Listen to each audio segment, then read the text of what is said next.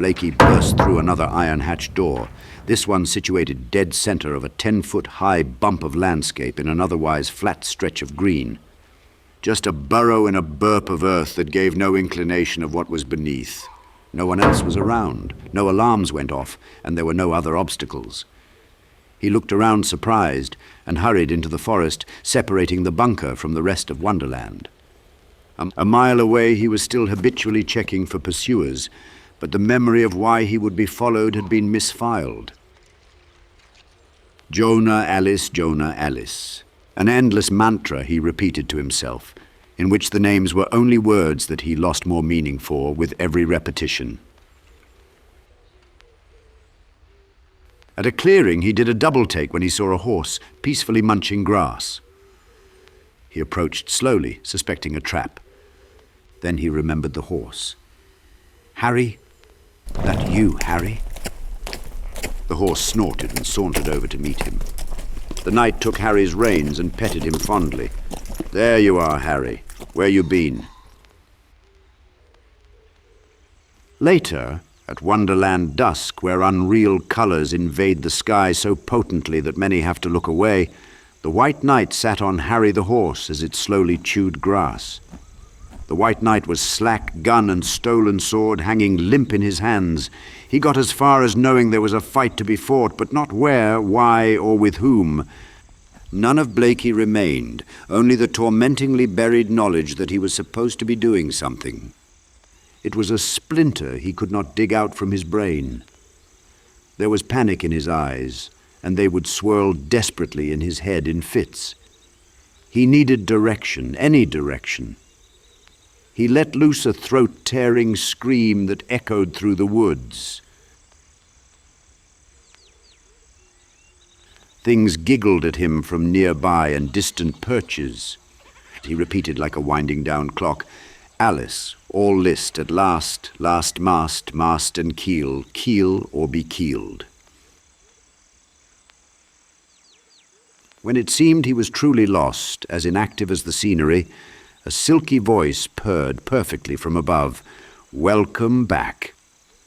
The White Knight looked up at a smile and two unnaturally glowing feline eyes cradled in the dark bough of a tree.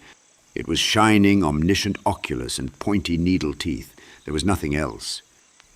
"There you are. I thought you had gone. Please tell me what to do. I'm here to do something. I'm afraid I'll go mad if I don't remember." The voice answered, "As good of a reason as any. This is Wonderland." It emanated as if from the White Knight's head. "I was here for someone. A girl, a boy. They're in trouble. Missing, I think. A promise was maybe made." "Looking for stolen children?" the voice questioned. "Cursed place. That's it. That's what it was. Thank you. The stolen children."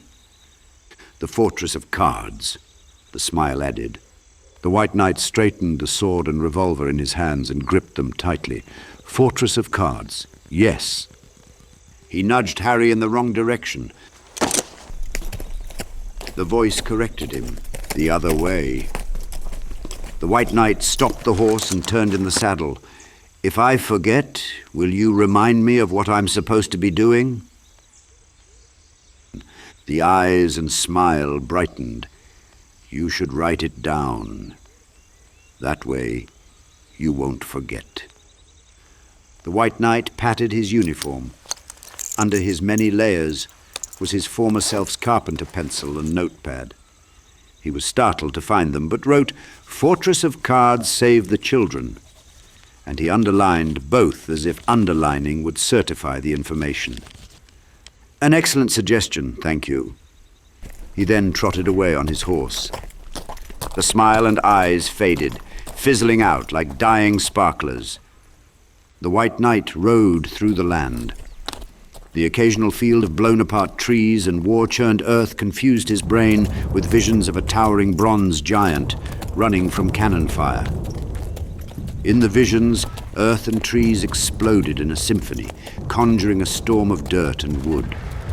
The giant's elongated legs expertly avoided the blasts in musicless dance. The boy riding on this towering metal golem's shoulder was afraid. So afraid. Seeing these things confused the White Knight because Arthur was gone now, so they were not memories, only visions he couldn't source. The White Knight returned to the piece of paper for clarification. Save the children. Fortress of cards. The White Knight knew not to rush when unsure of the route, and let Harry mosey on unhurried. An hour or so later he reached the entrance to a forest so thick he couldn't see 20 yards in. There was an ancient metal sign, green with oxidation and age.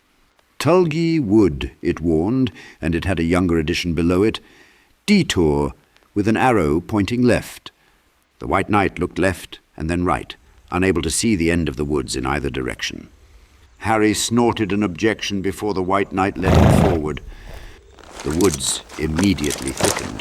The branches and the trees were oddly shaped, and the light faded tonight with unnatural speed. A perverted orange glow lingered on the horizon in every direction from an unknown source that never seemed far away.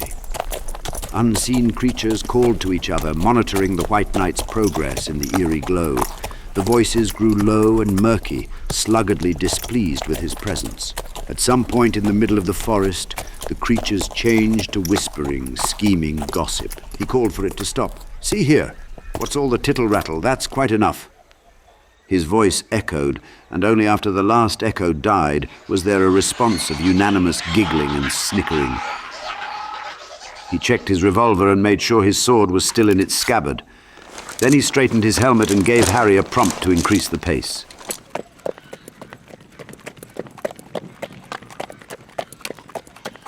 Eventually he exited the Tulgey Wood despite a solid fear he wouldn't.